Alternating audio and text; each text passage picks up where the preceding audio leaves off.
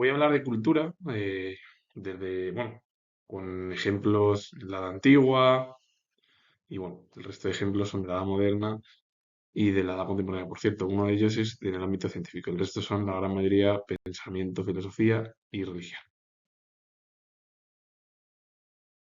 La ornitología es la rama de la zoología, que normalmente es una parte de la biología y está dedicada al estudio científico de las aves. Eso sería la definición, que esto incluye al final la clasificación, que es la taxonomía, el comportamiento, la ecología, la distribución y los mecanismos de conservación, y la ornitología es el estudio de las aves. La etimología proviene del griego antiguo y se compone de dos raíces, de ornis o ornitos, que significa pájaro o ave, y logía es ciencia, tratado o estudio. Y el significado literal es el estudio o tratado de las aves, porque la ornitología se encarga de estudiar las aves. Que sea una rama de la zoología y a su vez que pertenezca o sea parte del ámbito de la biología como el resto de animales y plantas, es un estudio científico.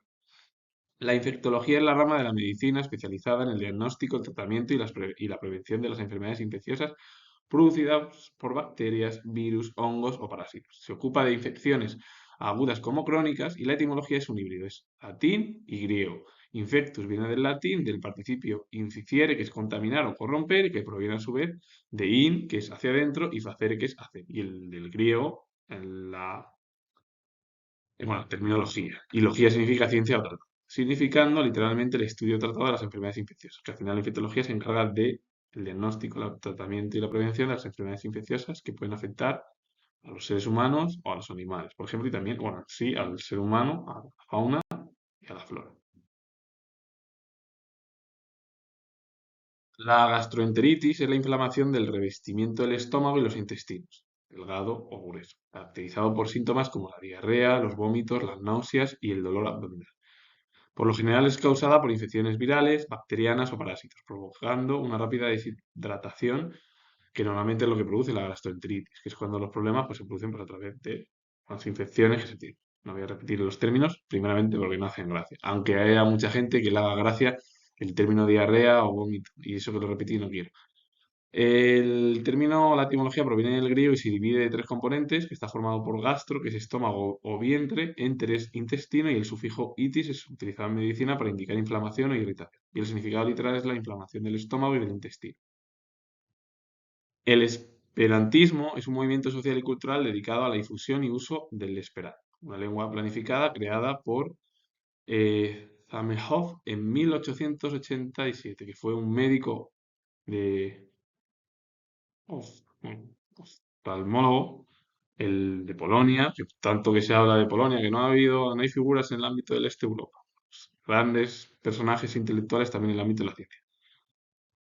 Con el objetivo de servir como idioma auxiliar neutral, facilitando la comunicación sin reemplazar las lenguas nacionales. Busca fomentar la paz, la fraternidad y el entretenimiento internacional, porque el esperantismo al final es una especie de corriente social y cultural que se creó con el objetivo de planificarla como un idioma auxiliar neutral sin reemplazar tu lengua nacional. Pues entender al final a través de la búsqueda de la paz, entender el entretenimiento internacional, y que Zamenhof fue el que lo creó pues, en torno al final del siglo XIX. Eran Nicomacos. Uno, seguro, al 100%, Nicómaco, que fue el padre de Aristóteles, fue familiar. El otro Nicómaco se cree que pudo ser hijo adoptivo o natural, pero no sabe muy bien. Y Nicómaco de Gerasa nada tiene que ver con Aristóteles. Además, incluso es posterior a la época de la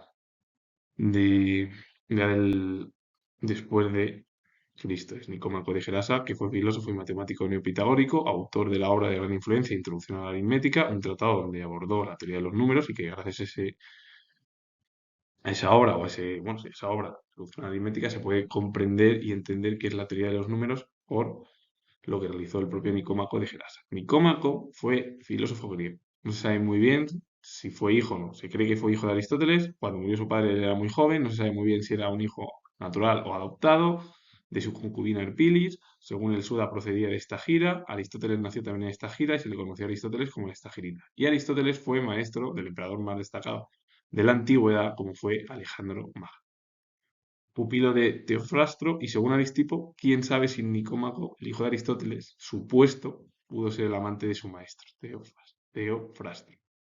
A partir de ahí, pues hay tantas suposiciones, tantas ideas que, bueno, se le considera hijo, no hijo, hijo adoptivo, natural, bueno. Y Nicómaco, padre de Aristóteles, sí que fue al 100% su padre, porque su padre fue médico griego y el padre de uno de los filósofos y pensadores más importantes de la Edad Antigua, junto con Platón, y de la cultura occidental. Y bueno, sin olvidarnos a Sócrates. Nicómaco escribió 6 libros sobre medicina y uno sobre física. Nicómaco, además, su propio hijo le dedicó una obra ética a Nicómaco que el propio Aristóteles publicó para su padre.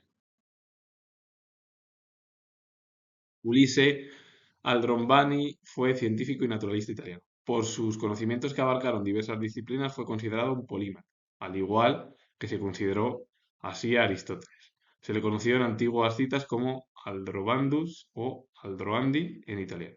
Fue una figura importantísima en el ámbito de la ciencia y, bueno, pues, uno de los polímatas más importantes de la edad moderna europea. El término ideolingüismo a menudo se refiere en plural a ideologías lingüísticas. Se refiere a los sistemas de ideas, creencias, representaciones y actitudes que los habitantes tienen sobre el lenguaje, las lenguas y la comunicación, articulándolos con intereses culturales, políticos y sociales específicos. Por cierto, eso es lo del ideolingüismo, que es el estudio al final de las lenguas, que es la idea que se puede tener por parte de la población o de los habitantes sobre cómo es el lenguaje, o cómo pueden ser las lenguas, cómo es la propia comunicación. Y se articulan al final en todos los intereses culturales, políticos y sociales específicos de cada región o de cada país o de cada pues, municipio, su historia y su lengua y de dónde viene. Harry Harrison fue escritor, idiolingüista y esperantista estadounidense. Destacó también como autor de ciencia ficción y colaboró en varias revistas, por ejemplo, durante el primer ciclo de Venture Science Fiction, y una de sus obras es Al oeste del Edén de 1984, una figura que dejó huella en el ámbito de la literatura estadounidense y también de la ciencia ficción de su país. Un ejemplo en Polonia. Ludwig Zamenhof fue el que llevó a cabo el término de esperantismo. Fue en 1877, pero él fue médico oftalmólogo polaco, creador de la lengua auxiliar planificada esperantismo. Fue nominado 12 veces al Premio Nobel de la Paz, recibió el nombre hebreo de Eliezer, transcrito en los documentos como Letzer, que fue un nombre polonizado, es decir, se convirtió pues, en un nombre polaco. Una de sus obras es Fundamentos del Esperanto, de 1905, y que él fue el creador del esperantismo, una corriente que dio lugar a una cultura y un estudio en torno a la cultura y la estructura cultural de cada región y de cada estado.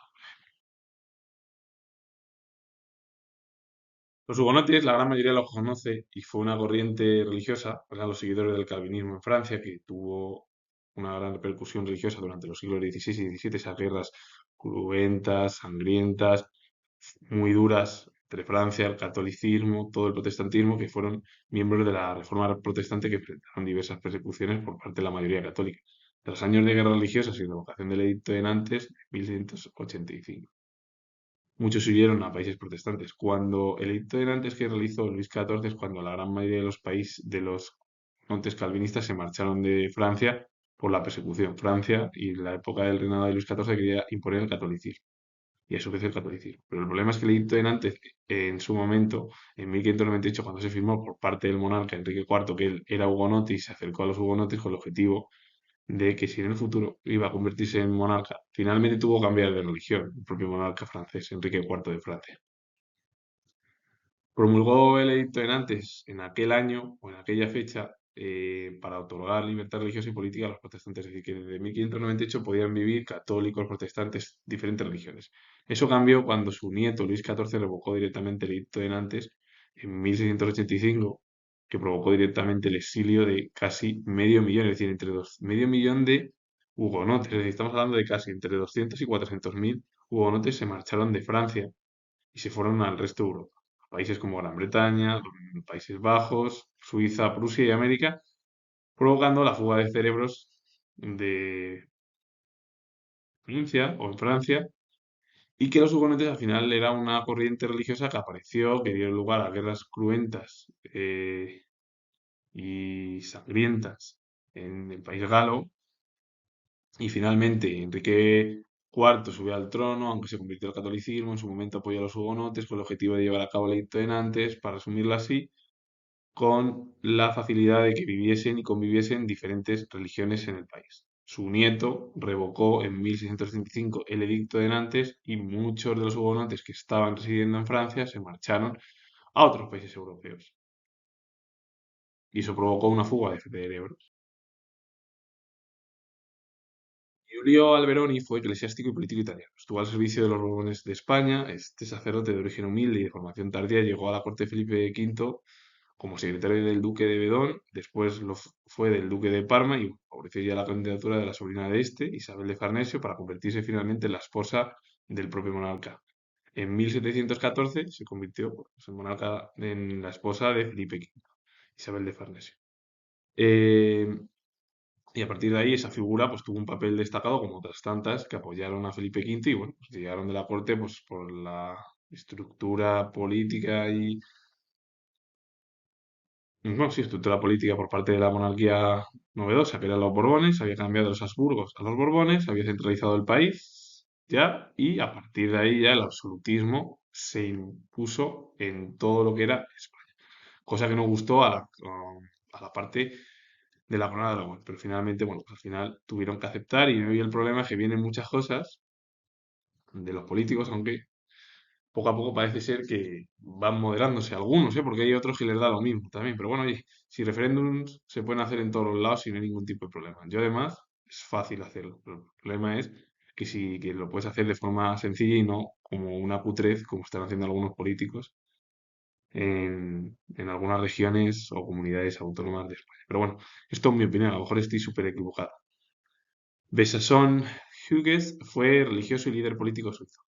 Miembro del Gran Consejo de Ginebra, participó en la rebelión contra la dinastía Saboya, que condujo a la independencia finalmente en 1526, es decir, hace 500 años de Ginebra. Una figura que fue importante en el ámbito de la religión y en Suiza, a su vez. Jean Bondy o Juan Bondino en castellano fue pensador francés, jurista de formación. Ocupó diversos cargos, abogado en el Parlamento de París desde 1560, procurador del Tercer Estado en los Estados Generales de 1576, que por cierto, los Estados Generales en la época de los Valois, los reinado de los Valois, Valois, es decir, estamos hablando de la dinastía Valois con Francisco I de Francia, se convocaban de manera más asidua que en la época de los Borbones, cuando ya directamente en 1114 se dejó de convocar la última vez con un Borbón y ya hasta que Luis XVI tuvo que convocarlas debido a la crisis económica brutal que sufría Francia en el último tercio del siglo XVIII. En la época en que Francia se desangraba por las guerras civiles entre católicos y protestantes, que eran los hugonotes, y una de sus obras es Los seis libros de la República de 1576, que plasmó las ideas que sustentaban su postura en un libro fundamental para la historia del pensamiento político occidental. Fue publicado solo 4 años después de la gran matanza de los hugonotes de la noche de San Bartolomé, que por cierto, esta obra y el ideario de Jean Bondy sirvió para Enrique IV y que más tarde incluso sirvió para Luis XIV, en la cual se vio ese centralismo, absolutismo político por parte de la monarquía francesa, la figura del rey Sol, que dio lugar al final a que pues, cogiesen muchos de los monarcas las teorías francesas. Pero el propio Jean Bondy no abogaba porque el monarca fuese todopoderoso, sino que tenía que respetar las leyes de Dios, de cristianas, es decir, las leyes naturales, la naturaleza, por cierto, y a partir de ahí no ser el principal, bueno, la principal figura encima de todo. Pero bueno, como los monarcas hacían y deshacían lo que querían en aquel momento, pues, que eran al final dictaduras monárquicas, pues hay que decirlo. Y Herman Mann fue editor de periódicos y empresario estadounidense. Con ello finalizo. Comento que si os ha gustado el vídeo con conceptos, figuras intelectuales entre la edad antigua y la edad contemporánea. Darle a like, suscribiros, comentar. Comento que es historiador, repito de nuevo que es historiador y nos vemos ya en el próximo vídeo.